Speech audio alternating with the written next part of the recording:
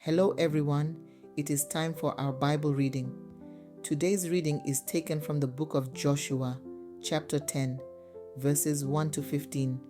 I will be reading from the New International Reader's Version. I read, Adonizedek was the king of Jerusalem. He heard that Joshua had captured Ai. He found out that the city had been set apart to the Lord in a special way to be destroyed. He heard that Joshua had done to Ai and its king the same thing he had done to Jericho and its king. Adonizedek heard that the people of Gibeon had made a peace treaty with Israel. He also found out that they were living among the Israelites. The things he heard alarmed him and his people very much. That's because Gibeon was an important city. It was like one of the royal cities. It was larger than Ai. All its men were good soldiers. So Adonizedek, the king of Jerusalem, made an appeal to Hoham, the king of Hebron. He appealed to Piram, the king of Jarmuth. He appealed to Jephthah, the king of Lachish. He also made an appeal to Debir, the king of Eglon. "Come up and help me attack Gibeon," he said. "Its people have made peace with Joshua and the Israelites." Then the kings of Jerusalem, Hebron, Jarmuth, Lachish, and Eglon gathered their armies together. Those 5 Amorite kings moved all their troops into position to fight against Gibeon. Then they attacked it. Joshua was in the camp at Gilgal. The people of Gibeon sent a message to him there. They said, "Don't desert us. We serve you. Come up to us quickly. Save us, help us."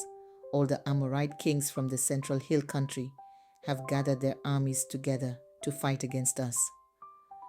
So Joshua marched up from Gilgal with his whole army. The army included all his best fighting men.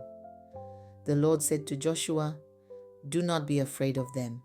I have handed them over to you. Not one of them will be able to fight against you and win." Joshua marched all night from Gilgal. He took the Amorite armies by surprise. The Lord threw them into a panic as Israel marched toward them. Then Joshua and the Israelites won a complete victory over them at Gibeon.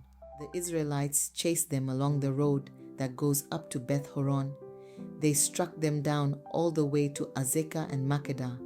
The Amorites tried to escape as Israel marched toward them. They ran down the road from Beth Horon to Azekah.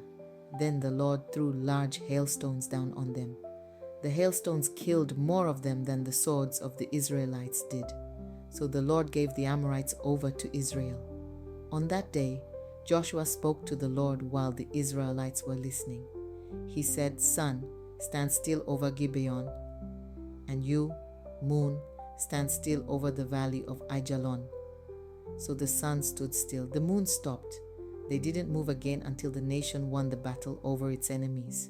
You can read about it in the book of Jashar. The sun stopped in the middle of the sky. It didn't go down for about a full day. There has never been a day like it before or since. It was a day when the Lord listened to a mere human being. Surely the Lord was fighting for Israel. Joshua and his whole army returned to the camp at Gilgal. May the Lord bless the reading of his words. Amen.